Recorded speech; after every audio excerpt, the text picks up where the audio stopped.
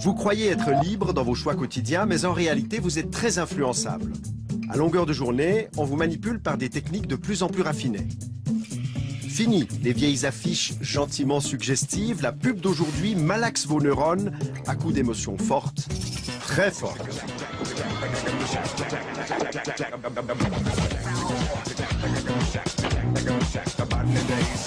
Dans l'heure qui suit, vous allez voir comment vous vous faites influencer par les slogans, les images et les étiquettes trompeuses.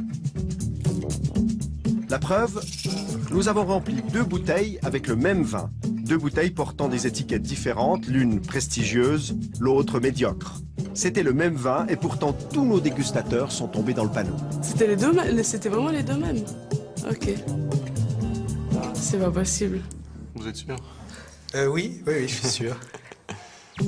Votre comportement est aussi très malléable. Avec quelques impulsions électriques, on peut faire de vous un brave altruiste ou un sale égoïste.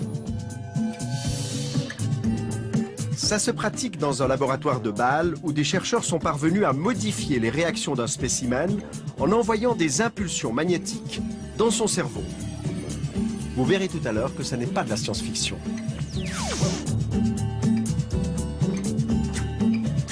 Vous allez aussi découvrir comment il est possible de manipuler votre mémoire et d'y implanter de faux souvenirs. Nous en avons nous-mêmes fait l'expérience. Nous avons convoqué des spécimens à une séance de cinéma. Quelque temps après, nous leur avons fait croire qu'une petite fille était également présente ce jour-là. Pour les tromper, nous leur avons envoyé une photo truquée. Et chose incroyable, ça a marché, le faux souvenir est devenu vrai. Je me souviens d'elle quand elle est entrée dans le cinéma. Et je me souviens d'elle parce qu'elle voulait se rendre utile en aidant à distribuer les cafés. Vous avez certainement de la peine à croire qu'on peut fabriquer un souvenir de toutes pièces. Alors en attendant l'explication complète tout à l'heure, venons-en à quelques leçons pratiques de manipulation.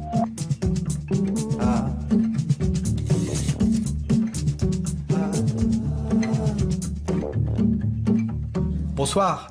Tout au long de cette émission, vous allez voir des expériences de manipulation très surprenantes. À longueur de journée et quasi en permanence, nous sommes mis sous influence. Dans ce café, par exemple, vous allez assister à une scène très banale. Un couple qui déjeune tranquillement à une table. Mais en réalité, en quelques minutes, plusieurs techniques de manipulation vont être utilisées. Regardez. J'ai trop mangé. Ça a été un petit dessert? Oh non. On a la tarte aux framboises de maman si jamais elle est succulente. Oui, bon bah finalement d'accord. Très bien. Je ferai un régime demain. Ouais. En fait, chérie, pour cette manif sur le partage des tâches, t'as réfléchi? Écoute, franchement, défiler en tenue de ménage avec un aspirateur à la main, c'est pas trop mon truc. Mais il nous faut des hommes qui jouent le jeu dans cette manif, sinon il n'y aura pas de photos dans la presse. Enfin, je veux pas te forcer, hein. Tu es tout à fait libre d'accepter ou non. Bon, d'accord. C'est vraiment pour te faire plaisir. On va la d'ici. Ça, c'est pour... Ah, bah 12 francs la mousse. J'espère que c'était des framboises bio. Bon, tu reprends un bonbon? Qu'est-ce que je laisse comme pourboire? 4 francs? Bon, allez, 5. Maintenant, on va revoir cette scène avec un psychologue spécialiste de la manipulation qui va nous la décortiquer en 3 moments clés. Ça a été un petit dessert? Oh non. On a la tarte aux framboises de maman si jamais elle est succulente. Il utilise une technique qui est bien connue et qui consiste à avoir un contact, mais pas n'importe quel contact. Contact, en général, c'est entre le coude et l'épaule, entre 1 et 2 secondes, sans effleurer, sans broyer. Et ce contact permet d'augmenter la probabilité de voir les gens faire, finalement, ce qu'on attend d'eux. Oui, bon bah finalement d'accord. Très bien. Je ferai un régime demain. Il nous faut des hommes qui jouent le jeu dans cette manif, sinon il n'y aura pas de photos dans la presse. Enfin, je veux pas te forcer, hein. Tu es tout à fait libre d'accepter ou non.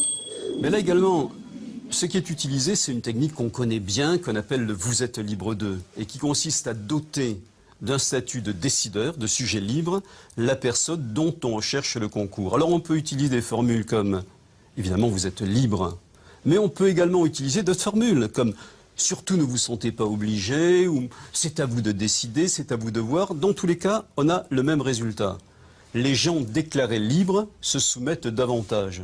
C'est-à-dire, en d'autres termes, ils font librement ce que vous souhaitez les voir faire et qu'ils n'auraient pas fait spontanément. Bon, d'accord. C'est vraiment pour te faire plaisir. On va la d'ici. ça c'est pour vous. Vous connaissez l'expression donnant, donnant. Le serveur ne fait rien d'autre qu'activer une norme de réciprocité. Il fait quelque chose pour vous qu'il n'était pas obligé de faire et il attend en retour de vous quelque chose que vous n'étiez pas obligé de faire. Qu'est-ce que je laisse comme pourboire? 4 francs? Allez, 5.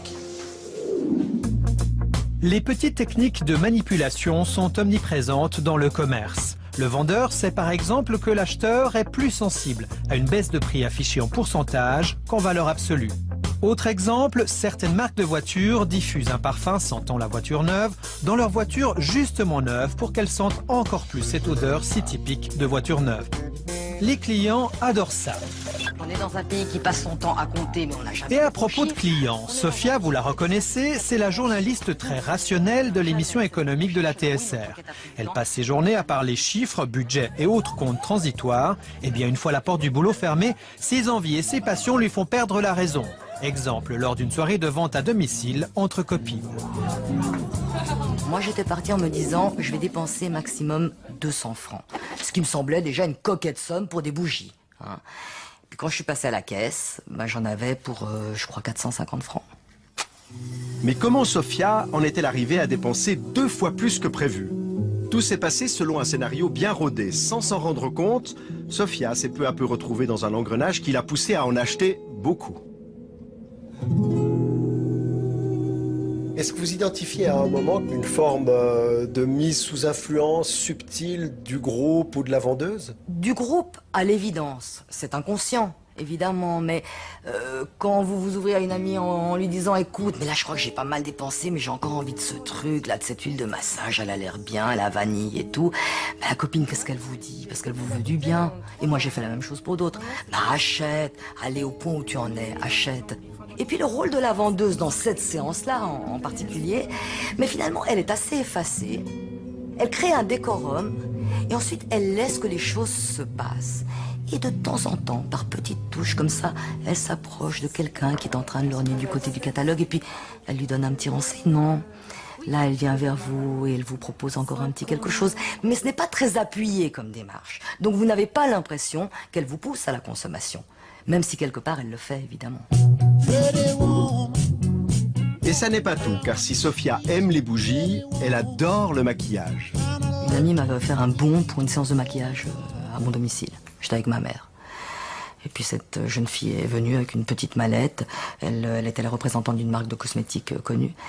Et d'abord elle m'a fait un maquillage et je me trouvais mais canon. Puis ensuite elle m'a dit mais vous pouvez acheter les produits. Oh, ça c'est bien. Et alors là la fille était vraiment active. Elle a dû flairer le pigeon. Et alors elle me disait, voyez Sophia par exemple, le crayon blanc, ça fait, si vous voulez avoir l'œil plus grand, alors je dis oui, je veux avoir l'œil plus grand. Ah ben il faut acheter ce crayon blanc. Et alors j'achète le crayon blanc. Voyez Sophia, ce mascara, alors comme celui-là, il n'y en a pas d'autre. Et j'ai envie de la croire à ce moment-là. Alors ne me demandez pas qu'est-ce qui vous pousse à la croire, je ne sais pas très bien, mais j'ai envie de la croire à ce moment-là. Et je me dis que si j'achète ce mascara, j'aurai le cil plus long. Et donc je plonge. Et je me suis retrouvée avec une ardoise de 800 et quelques francs, avec une mère décomposée à côté de moi qui me disait ma fille est folle, et j'étais un peu folle. Ouais. Pousser une acheteuse comme Sophia à mettre le doigt dans l'engrenage de la dépense, ça relève d'une habile technique de persuasion. Une technique qui a été décortiquée dans les années 60 par des psychosociologues américains.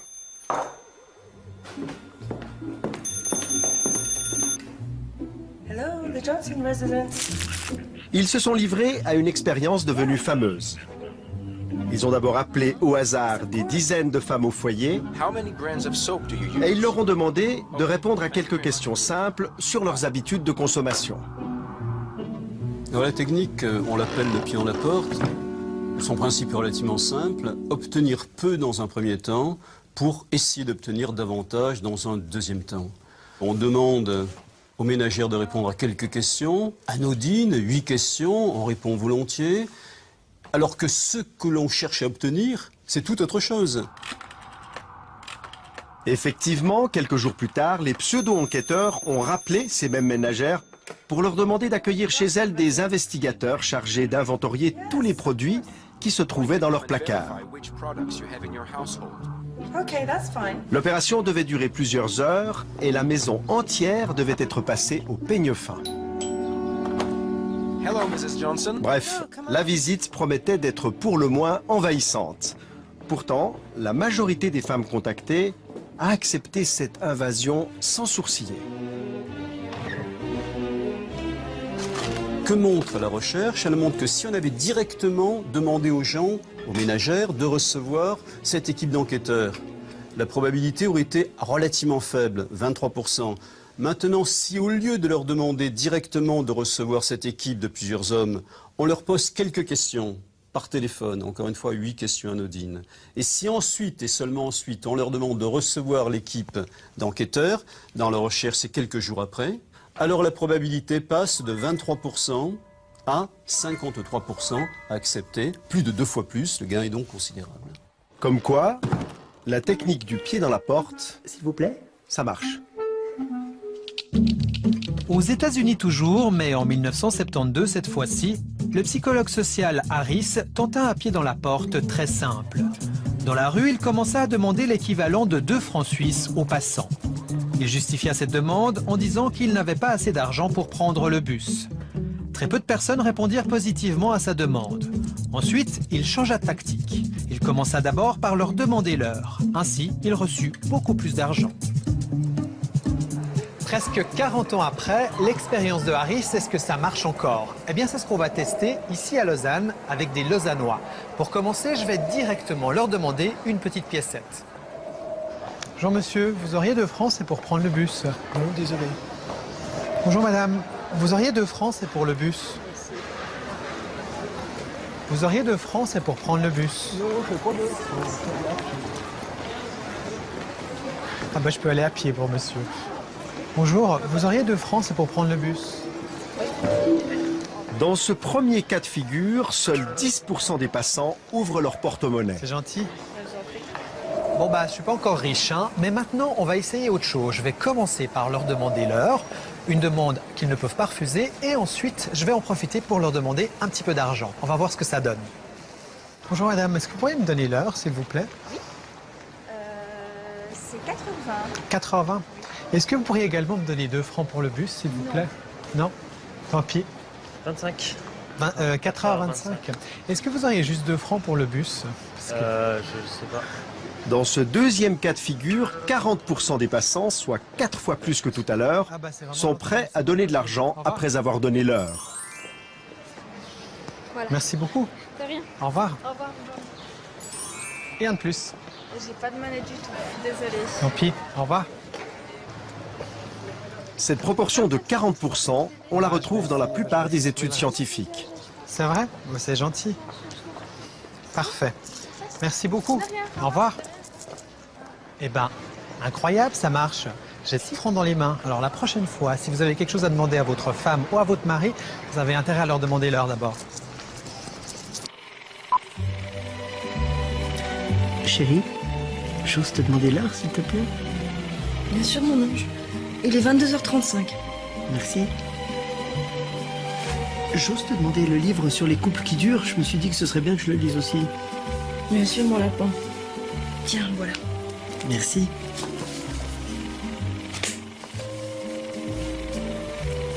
Chérie, j'ose te demander encore de... Enfin, on peut faire l'amour? Bien sûr, mon trésor. Ça marche. Dans cette autre expérience mise au point par le professeur Joule, on va voir comment on peut inciter un passant à devenir serviable. Au premier acte, Luigi se promène dans une rue déserte et laisse tomber négligemment un billet de 20 francs. But de l'exercice, voir si les passants vont lui rendre le billet.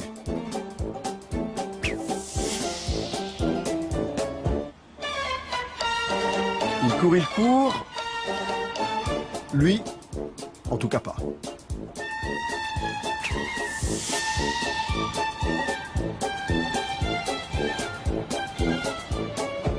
Et celui-là non plus, de toute évidence. Et si on change de rue? Ah, une femme. Oui, allô? Oui? Ok, oui. Très bien. Oui. Bien essayé, mais pas très insistante. Non, pas forcément. Il faut dire que selon les recherches scientifiques, dans cette situation où ils ne se sentent pas observés, seuls 20% des passants rendent le billet. Voyons maintenant ce qui se passe si on ajoute une petite technique de manipulation dans l'histoire. Au deuxième acte, on fait intervenir un faux touriste qui demande son chemin. Salut. Tu sais où c'est le pont Bessières? Le pont Bessières, c'est le pont qui est juste là-bas. Okay. Juste, le prochain là, c'est pas celui qui est là-bas? Non, ok, c'est cool. Là-bas. Merci, ciao. Pareillement. Cette fois, les passants commencent par rendre un service. Tous acceptent de renseigner le faux touriste et lorsqu'ils aperçoivent le billet, leur attitude change. Dans ce cas de figure, les recherches ont montré que 40% des passants rendent l'argent. Merci bien. Au revoir. Tout se passe comme si le premier comportement avait permis à la personne d'établir un lien entre ce qu'elle a fait et ce qu'elle est, à savoir serviable. Elle n'était pas obligée d'expliquer où se trouve la gare, où se trouve le cours Mirabeau, ou la tour Eiffel. Elle n'était pas du tout obligée. Elle l'a fait. Elle ne l'a pas fait pour obtenir une récompense. Elle ne l'a pas fait pour éviter une punition. Et donc, elle va en inférer que finalement, si elle l'a fait, c'est parce qu'elle est quelqu'un de serviable. Et au coin de la rue, voilà une opportunité qui lui permet effectivement de se montrer qu'elle est effectivement serviable. Suivez le pavé. Ok. Merci beaucoup, monsieur. Au revoir. Lorsqu'on demande aux gens pourquoi vous avez réagi de cette façon-là, et les gens se drapent dans leur dignité pour vous dire, mais enfin, je suis comme ça. C'est dans ma nature d'eux. Vous voyez, donc il n'y a pas forcément conscience du processus par lequel ils ont été amenés à faire ce qu'ils ont fait. Mais ils en appellent directement à ce qu'ils sont. C'est gentil. En d'autres termes, cessez de croire que vous êtes serviable et demandez-vous plutôt ce qui vous pousse à l'être. Merci beaucoup, madame. C'est gentil. Merci. Quand il s'agit de manipulation, on peut dire que l'habit fait le moine. En effet, si vous voulez augmenter la valeur d'un produit et le vendre plus cher, n'hésitez pas à soigner son emballage. Une expérience a démontré que le même article de journal mis en page dans le canard à sensation Le Blick ou dans la très respectée NZZ peut être à la fois considéré comme très léger ou au contraire comme très sérieux. Mais s'il y a un domaine où l'emballage compte, c'est celui du vin. Petite expérience de manipulation. Je vous laisse vous asseoir. Bienvenue à l'école hôtelière de Genève. Donc l'idée aujourd'hui, c'est de vous faire déguster 4 pinots noirs de régions différentes. Vous allez les goûter les uns après les autres, me donner votre impression rapide, et puis à la fin, le meilleur des 4 et puis le moins bon. Pour cette dégustation expérimentale, il faut d'abord sélectionner 2 bouteilles contenant des vins très différents. En l'occurrence, un pinot noir suisse-allemand, jeune et peu connu, et un bourgogne millésimé 2005, reconnu pour être un excellent cru. On remplit les 2 bouteilles avec un 3e vin de même cépage, mais d'une toute autre provenance. Le même vin, de qualité moyenne, va donc se retrouver dans les 2 bouteilles, l'une à l'appellation prestigieuse, l'autre de réputation médiocre. Et pour brouiller les pistes, on ajoute 2 autres bouteilles, dont le contenu, cette fois, correspond à l'étiquette. On va commencer par un pinot noir de Suisse alémanique, qui est en 2009. On commence avec une première apprentie dégustatrice.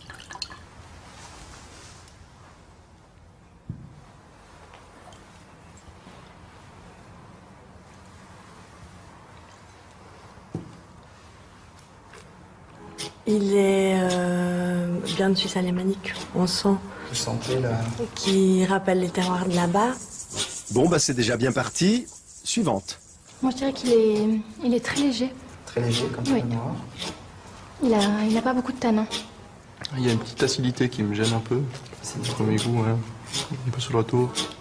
Très bien, on vous fait grâce des appréciations sur le 2e vin qui nous intéresse moins et on passe à la 3e bouteille. Donc le 3e va être un Gevrey Chambertin, un premier cru en Bourgogne, 2005. Ce grand Bourgogne qui, rappelez-vous, est exactement le même vin que celui de la première dégustation.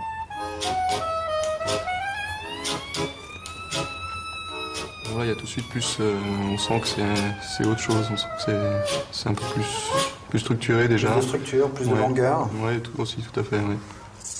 Oui, je préfère, oui. Préféré. Bon, je pense que c'est dû aussi au millésime 2005, c'est plus vieux. Moi, je trouve qu'il a un bon équilibre général. En bouche, peut-être un peu plus rond. Donc là, on a quelque chose d'un cran au-dessus. Un cran au-dessus. À mon avis. Donc 2005 aussi, le millésime joue pas mal sur la structure du vin. Le meilleur des 4 serait... Moi, j'ai préféré le troisième. C'est-à-dire le Gevrey-Chambertin. Et puis celui le moins bon. Moins plus, c'est le Suisse allemand de 2009. Le premier. Donc ouais. le Suisse allemand, le premier, en 2009. Comme Boris, certains étudiants ont à la fois détesté et adoré le même vin. La faute à l'étiquette et à tout ce qu'elle représente. Le premier, c'était un vin de Suisse alémanique. Donc on peut dire peut-être des préjugés négatifs parce qu'on ne connaît pas le produit. À l'opposé, le Gevrey-Chambertin, c'est un des vins les plus connus au monde, qu'on soit expérimenté ou pas, et on va se laisser influencer. Donc on va mettre dès le départ la barre un petit peu plus haut avec cette étiquette. Je pense que tout le monde peut se faire avoir, qu'on soit bon ou mauvais. Et en l'occurrence, ici, vous aviez d'excellents étudiants. Mais que ce soit ces étudiants-là ou d'autres personnes, on peut très bien se faire avoir avec cette présentation, cette mise en scène des étiquettes. Bon, allez, il est temps de leur dire la vérité. Mais en réalité, il y avait 2 fois le même vin dans ces bouteilles. Qu'est-ce que ça vous fait? C'était les deux, c'était vraiment les deux mêmes. Ok. C'est pas possible. Si, c'est possible. Vous êtes sûr? Oui, je suis sûr. C'est fou. Ça vous semble fou? Ouais. Ça fait peur un peu. Le manque d'objectivité par rapport à ça c'est étonnant. Vous, Boris, vous êtes plutôt du genre influençable dans la vie? Bah, j'ai envie de dire non, mais après ce qui s'est passé à la dégustation, bah, finalement, je pense que je suis un peu comme tout le monde. Je me laisse facilement influencer, surtout au niveau visuel, par les choses. J'essaye de garder un peu d'authenticité dans mes choix, mais c'est pas toujours facile. Et même après avoir découvert la supercherie, nos spécimens ont encore de la peine à croire qu'ils ont dégusté 2 fois le même vin. Pour eux, il y avait réellement une différence de goût. Et ça me surprend parce qu'il y avait quand même une différence pour moi entre le premier, donc le pinot noir. Le Hallower suisse allemand. Exactement, et le Chambertin pour moi était vraiment différent. C'est vrai que j'ai pas l'impression qu'ils avaient vraiment le même goût et le même nez, que ça perturbe un peu. Ce phénomène de goût altéré, Hilke Plassmann le connaît bien. En 2008, cette chercheuse allemande a procédé à une expérience similaire à la nôtre. Sauf qu'elle, elle a testé l'influence non pas de l'étiquette, mais du prix sur l'appréciation d'un vin. Dans son laboratoire de neurosciences, elle a fait goûter le même cru, affiché à des prix différents, à plusieurs spécimens qui ont siroté à l'aide d'un petit tuyau leur verre de rouge dans un scanner. Okay, we're almost done. We have one more anatomical to go. That'll be about 1 minute, and after that you're all done. All right? Hilke Plassmann a ainsi pu dépister les réactions cérébrales des dégustateurs et trouver des réponses à ces hypothèses de départ. Nous avions 2 hypothèses différentes. L'une était que si le vin est plus cher, on l'apprécie davantage. C'est ce que nous appelons rationaliser. On goûte et on se dit, celui-là est cher. Il devrait donc être meilleur que le vin bon marché. Notre deuxième hypothèse était que la différence de prix peut modifier la perception elle-même du goût.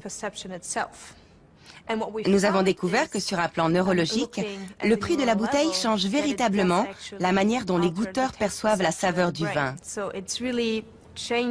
Donc ils ne pensent pas seulement que le vin cher est meilleur, ils le ressentent aussi, parce que la partie de leur cerveau qui détecte les sensations et les saveurs agréables leur en donne le signal neurologique.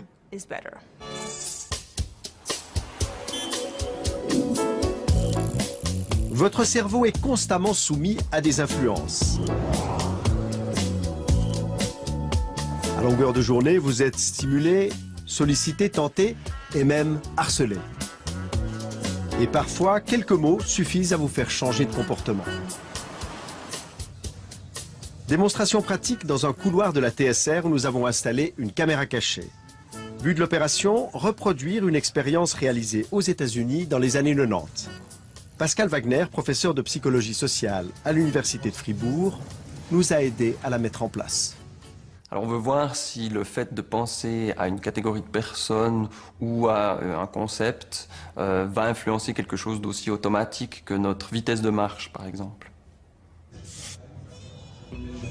Pour cette expérience, nous avons convoqué plusieurs spécimens et à leur insu, nous les avons filmés en mesurant le temps qu'ils ont mis à parcourir ce couloir avant de rejoindre une salle où ils devaient remplir un questionnaire. Léo, par exemple, a pris 15 secondes pour parcourir ce trajet. Pendant 5 minutes, il avait pour consigne d'écrire tout ce qui lui passait par la tête en relation avec les personnes âgées. Le but de l'exercice étant de le pousser à s'immerger dans le monde de la vieillesse.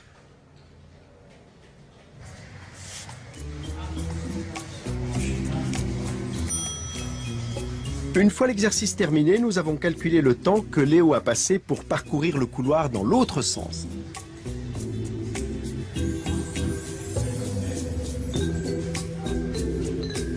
Résultat, 16 secondes et 15 centièmes.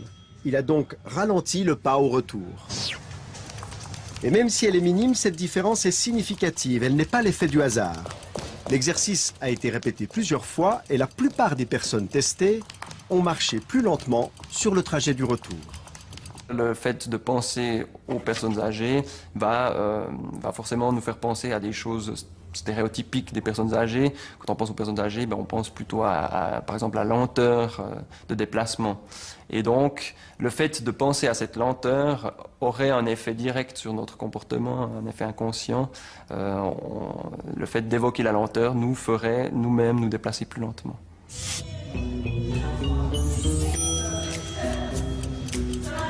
Le simple fait de penser à des personnes âgées a donc modifié le comportement de nos spécimens. Changeons maintenant les données du jeu.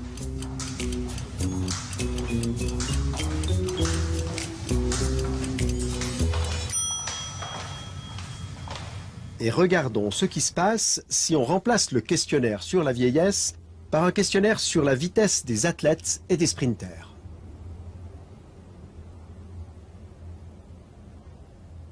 À bientôt. Ok, merci, au revoir. Vanessa avait mis 17 secondes à l'aller. Combien de temps va-t-elle prendre au retour?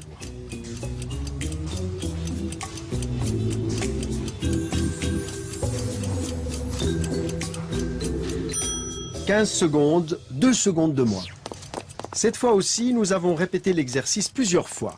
Et aussi fou que cela puisse paraître, selon le questionnaire qu'ils ont reçu, nos spécimens se sont transformés en vieillards ou en sprinters. Attention, non! Ça garde la main! C'est tous des effets qui sont très étonnants, alors qu'ils ne sont pas de trop longue durée, heureusement. Et par exemple, ou de penser à l'agressivité, ça nous rend un peu plus agressifs. De penser au chaud ou au froid, ça change un peu notre évaluation des autres. On les perçoit comme plus chaleureux ou plus froids, justement. Et donc, c'est tout à fait étonnant, ces effets de nous penser sur notre comportement. D'abord parce qu'ils sont inconscients, donc on ne remarque pas du tout ces influences-là. Et elles peuvent être nombreuses. Et c'est étonnant aussi dans notre société un peu individualiste, où on a l'impression que l'individu est responsable de ses actes, est maître et responsable. Et là, ça montre que pratiquement chaque pensée qui nous vient de l'extérieur peut nous influencer quand même. C'est presque inquiétant d'imaginer ça. Alors oui, ça pourrait, dans un régime effectivement dictatorial où l'amorçage devient des slogans qui sont toujours les mêmes et à toute heure du jour et de la nuit, bien sûr que ça pourrait avoir des effets beaucoup plus grands.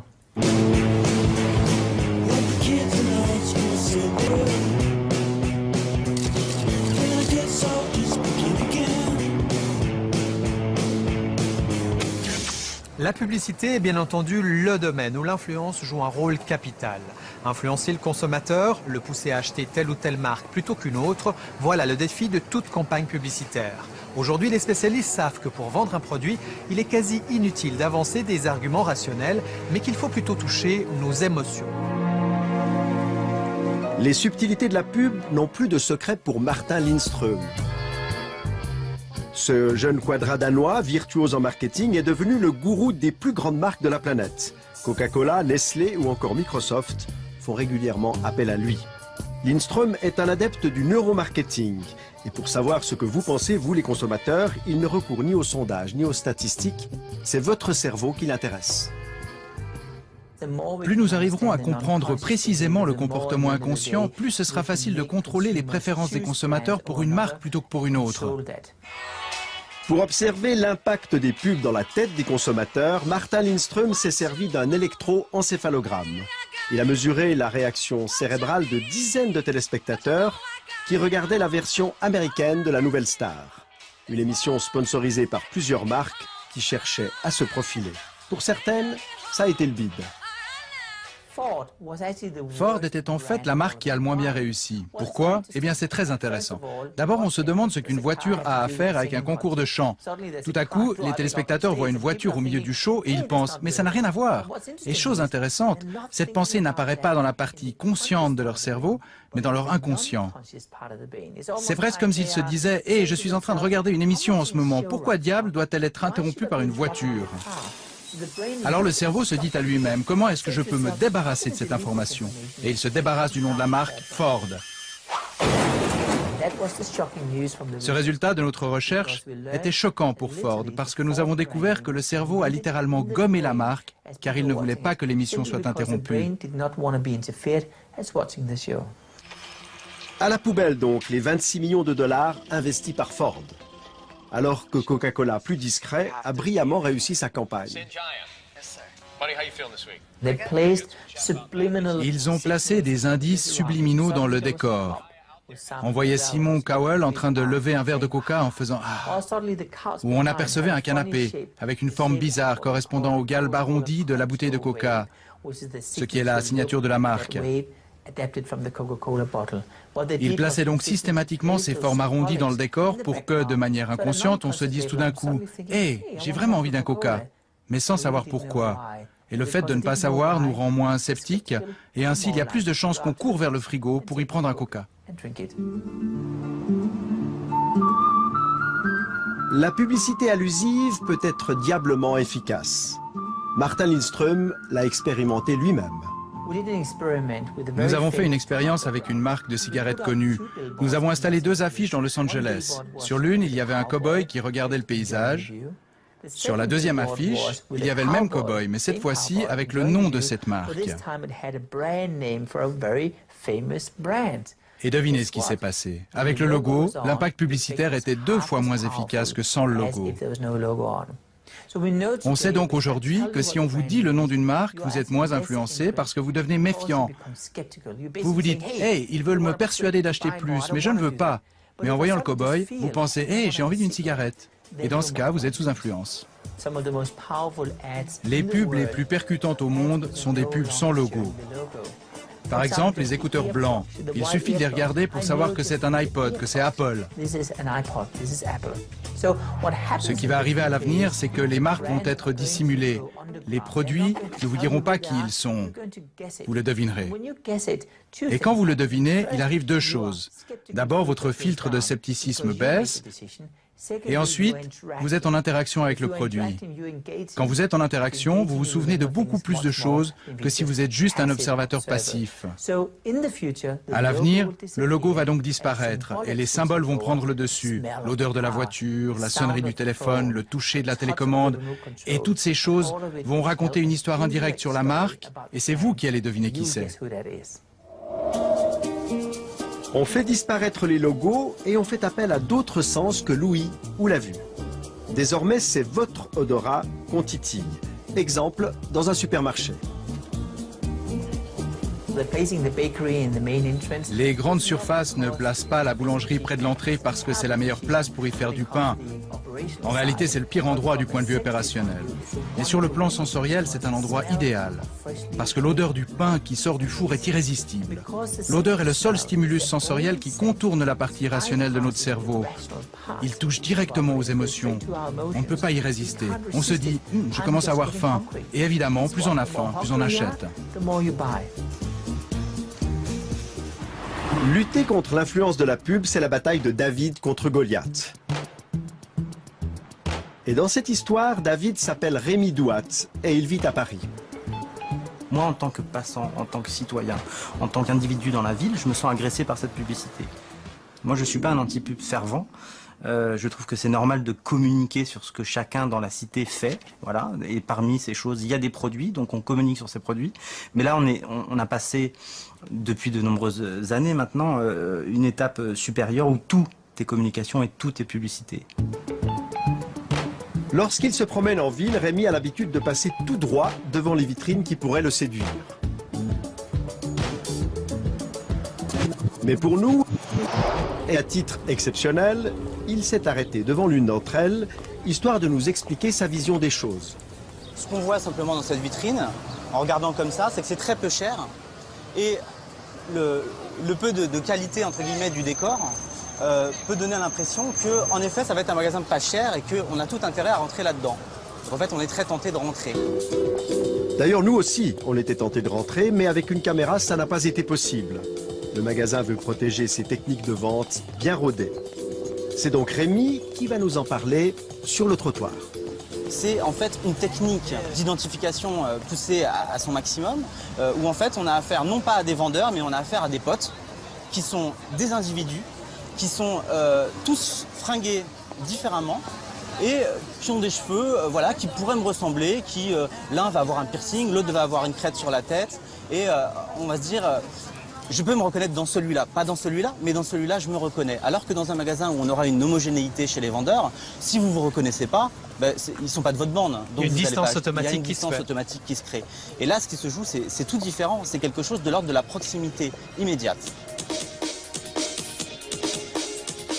Je me sens manipulé, mais je résiste, quoi. Je résiste. Alors, c'est une démarche personnelle qui consiste à se dire, attention, qu'est-ce que je suis en train de voir, qu'est-ce que je suis en train d'entendre, et qu'est-ce que j'en fais. C'est une lutte, voilà, c'est une lutte pour que cet acte d'achat soit le plus possible le fruit de mon désir et de mon choix, et non pas qu'on m'impose d'avoir des désirs qu'en réalité je n'ai pas. Par exemple, l'iPhone qui envahit aujourd'hui le marché, on voit bien que l'esthétique de la communication de la marque qui fait ça m'est tout à fait destinée, enfin à moi et mes contemporains, on est un certain nombre à être la cible de ça, et ça me met en colère, hein, parce que je me reconnais dans ce qu'ils font. Jusqu'à présent, j'ai toujours pas acheté, ni l'iPhone, ni l'iPad. Je me reconnais dans ce qu'ils font. Autour de moi, on me dit, t'as toujours pas d'iPhone, t'as toujours pas d'iPad. Donc c'est de la publicité en rhizome, ça c'est de la publicité rampante, en fait, et dont, en fait, mes prochains, dont les concitoyens, mes voisins, sont les relais, eux aussi.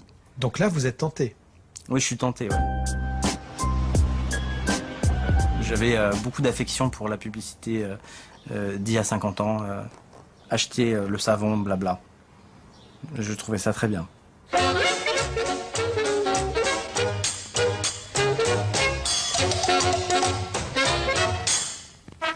ça presse, quand ça presse, quand ça presse, pour toute la lessive entre deux, quand ça presse, c'est avec Express Liquide que ça va le plus vite. Parce que c'est déjà liquide. Express Liquide pour le lavabo et aussi pour la machine à laver. Une publicité a atteint son but si on se souvient d'elle, si elle reste marquée dans notre mémoire. La mémoire, c'est justement un espace qu'on a cru pendant longtemps inviolable.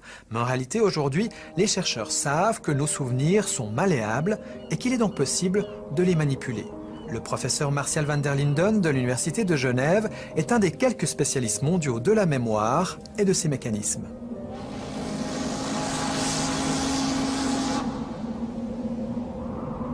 Ce que j'ai en mémoire, est-ce que c'est quelque chose que j'ai imaginé ou est-ce que c'est quelque chose que j'ai réellement vécu?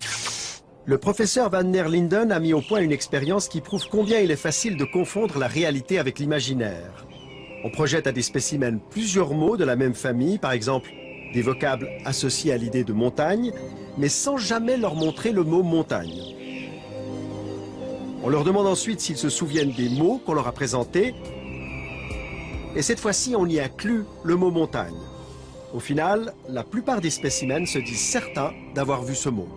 En ayant vu les différents mots reliés au mot montagne qui n'a pas été présentée, la personne, elle a généré, ou le mot a été associé automatiquement, elle a vu une montagne, ou elle a associé tout ça au mot montagne, et ultérieurement, elle ne peut pas faire la distinction entre ce qu'elle a imaginé et ce qu'on lui a présenté. Et d'une certaine manière, elle l'a en mémoire, puisqu'elle l'a généré. De quoi remettre en question l'idée d'une mémoire infaillible. La plupart des chercheurs actuellement dans le domaine de la mémoire considèrent effectivement que la mémoire, c'est un processus de construction.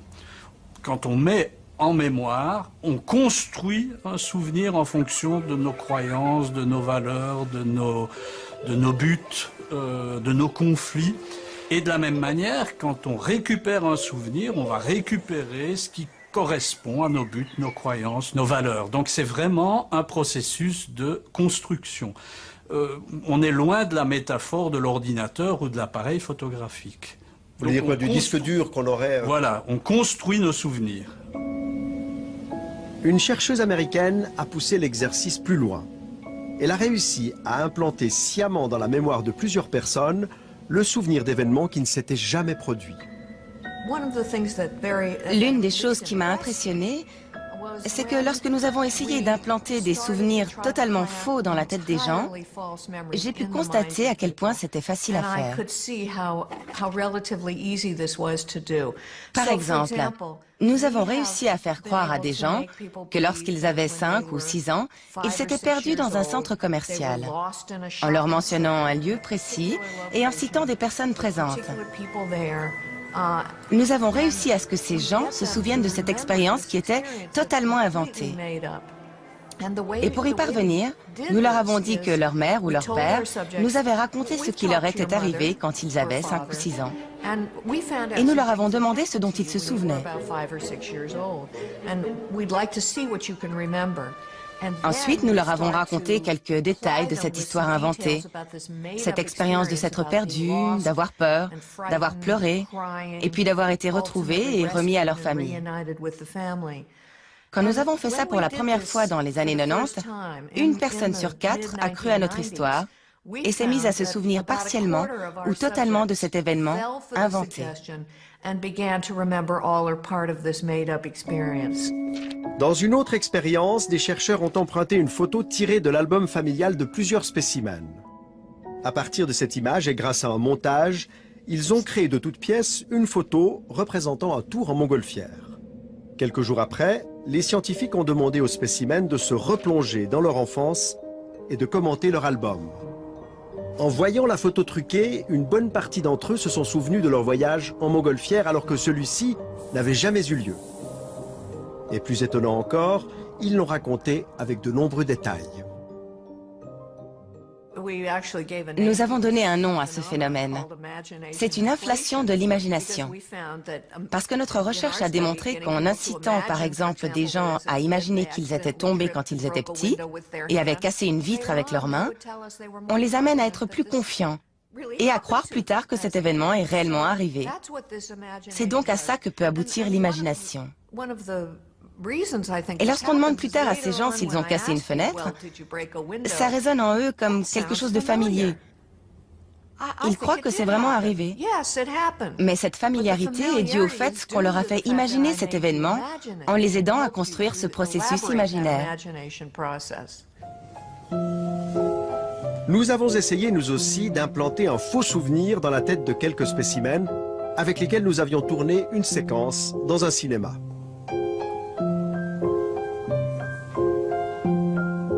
Quelques mois plus tard, nous les avons invités à un apéritif. À cette occasion, nous leur avons raconté une fausse anecdote soi-disant survenue lors du tournage.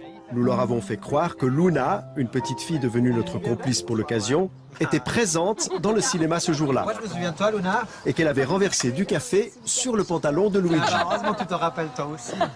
Au cinéma, vous étiez là, vous, quand Luna nous servait les cafés, puis c'est avant qu'on tourne, quoi. C'était la Elle a renversé le truc. Pour bien implanter ce faux souvenir dans leur mémoire, nous avons utilisé une vraie photo du tournage, mais en y ajoutant la petite Luna. Durant l'été, nous avons envoyé ce photomontage parmi d'autres photos souvenirs à nos spécimens. À l'automne, nous leur avons demandé de nous raconter quelques anecdotes sur le tournage. Bonjour. La présence de la petite Luna, allait-elle faire partie de ses souvenirs? Notre expérience a-t-elle marché? Quand je suis arrivée, elle devait être à la caisse. Donc je l'ai juste aperçue. Elle était dans la cage à l'entrée, où il y avait les biscuits, où on servait les cafés. Hein. Mais après, je me rappelle vraiment pas. Caroline, elle, ne se souvient pas de la tache de café, mais elle garde un souvenir très précis de Luna. Alors, Luna, je m'en souviens plutôt comme une petite fille un peu timide. Je l'ai pas personnellement beaucoup côtoyée pendant cette journée-là. Je me souviens d'elle quand elle est entrée dans le cinéma. Et je me souviens d'elle parce qu'elle voulait se rendre utile en aidant à distribuer les cafés. Donc elle a été rejoindre Chloé dans la petite cuisine et à la cafetière. Et par la suite, je l'ai personnellement pas beaucoup vue, mais je me souviens d'un moment en fait où elle était un peu recroquevillée vers Chloé, un peu... Donc je l'ai sentie assez timide en fait, et c'est l'image que j'en ai gardée d'elle. C'était une petite fille, visage un peu triste, en tout cas un peu fermé vers la machine à café. Durant cette interview, ce qu'on a essayé de faire avec vous, c'est de vous faire rappeler d'un souvenir qui est faux. Parce que la petite fille qui est sur cette photo, c'est une photomontage. C'est un photomontage. Il n'y a jamais eu de petite fille ce jour-là au cinéma. J'y crois pas. On l'a inventée de toutes pièces, cette petite fille. Et peu à peu, vous êtes arrivé à vous en souvenir. Si c'est vrai, je tombe des nues et je me rends compte à quel point on est manipulé. Et là, ça me vexe un petit peu, en fin de compte. Si c'est vraiment vrai, je sais plus trop où est la vérité de la fiction.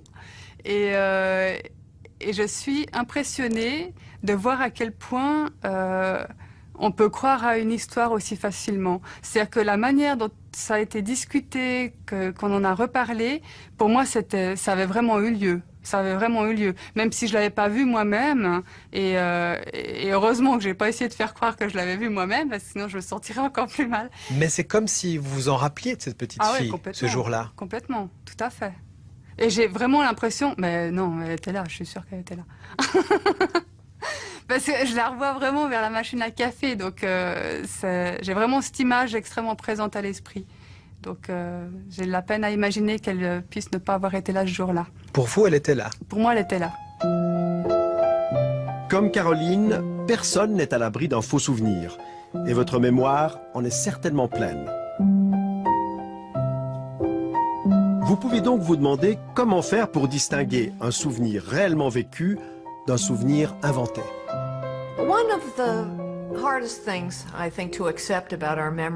L'une des choses les plus difficiles à accepter concernant notre mémoire, c'est que, sans vérification, il n'y a aucun moyen valable de savoir si un souvenir est vrai ou s'il est produit de l'imagination, des rêves ou d'un autre processus.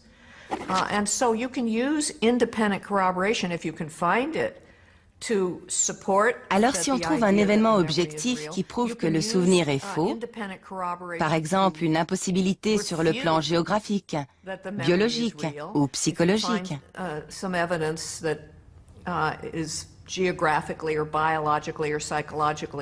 alors on sait que ce souvenir est inexact. Mais sans cet événement objectif, il est quasiment impossible de faire la différence entre un vrai souvenir et un faux.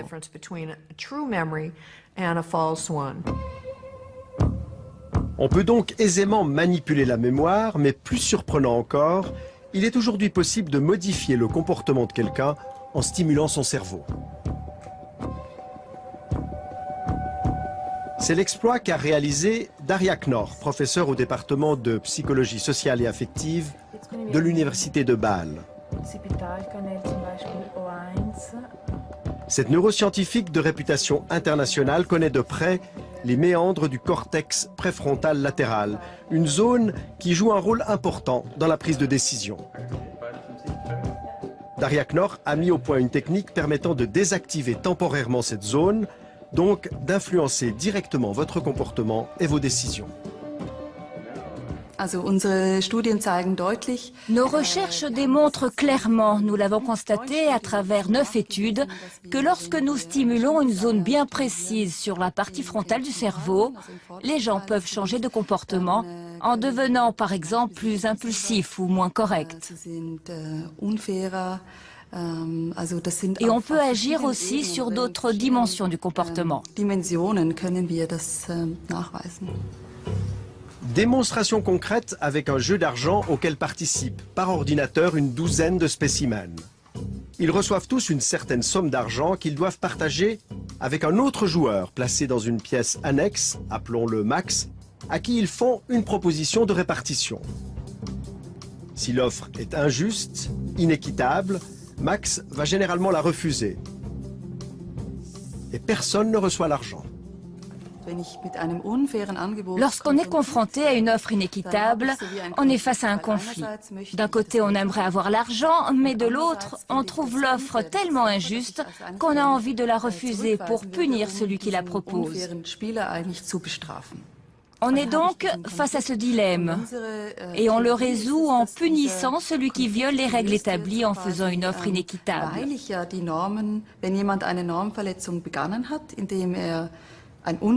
Mais pour le punir, il faut pouvoir contrôler ses propres pulsions égoïstes et rejeter l'offre, donc renoncer à avoir l'argent.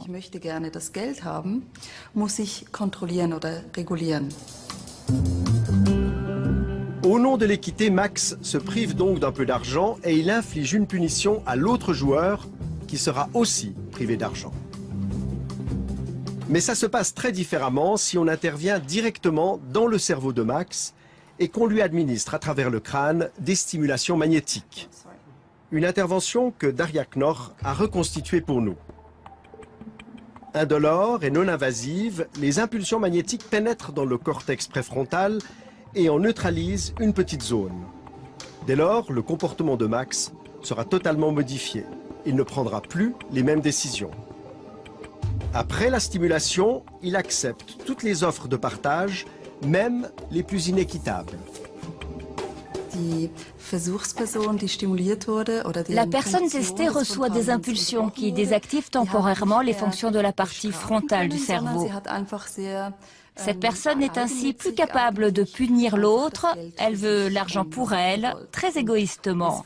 Et ça lui est complètement égal de savoir si le comportement des autres est équitable ou pas. Après cette intervention, Max est donc devenu égoïste. Mais rassurez-vous, ce changement de comportement n'a été que très éphémère, puisqu'au bout d'une quinzaine de minutes, Max est redevenu lui-même. De telles manipulations du cerveau ont de quoi faire frémir. Utilisées dans un but malveillant, elles favoriseraient les pires applications. Mais elles peuvent aussi servir à des fins thérapeutiques. En stimulant certaines zones du cortex, il est possible de limiter les addictions, d'atténuer les troubles alimentaires ou les toxicomanies. Et les techniques d'influence mises au point par les psychologues sociaux sont aujourd'hui utilisées dans des campagnes de santé publique. Par exemple, pour inciter les gens à se faire vacciner ou à faire don de leurs organes. La manipulation n'est donc qu'un outil, tout dépend comment on s'en sert. Nous voici arrivés à la fin de l'émission. J'espère qu'elle vous aura permis d'être un tout petit peu plus conscient de toutes les sollicitations auxquelles nous sommes confrontés à longueur de journée. Et comme disait l'autre, un homme averti en vaut deux. Pour ceux qui veulent revoir l'émission ou avoir des compléments d'information, vous pouvez retrouver Spécimen sur notre site internet ou sur notre page Facebook. Votre prochaine émission sur le comportement humain, c'est le mois prochain. Nous allons observer de très près notre rapport à l'argent. Excellente soirée à tous, à bientôt.